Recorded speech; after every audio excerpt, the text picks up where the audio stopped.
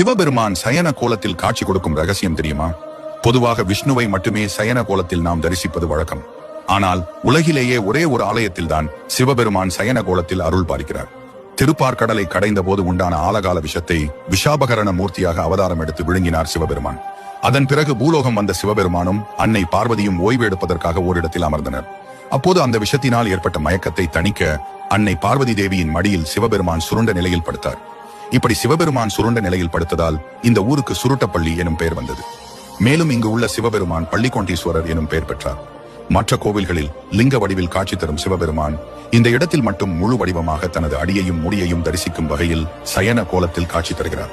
திரையோதசி திதியில் சந்தியா காலத்தில் சிவபெருமான் தேவர்களுக்கு இந்த கோவிலில் காட்சி கொடுத்தார். அந்த புனித நேரமே பிரதோஷம் என்று அழைக்கப்படுகிறது. மேலும் முதல் பிரதோஷம் தோன்றியதும் இங்குதான். இவ்வளவு சிறப்பு வாய்ந்த பள்ளிக்கொண்டீஸ்வரர் திருக்கோவில் ஆந்திர மாநிலம் சித்தூரில் அமைந்துள்ளது. இந்த கோவிலில் இன்றளவும் சித்தர்கள் வாழ்வதாக நம்பப்படுகிறது.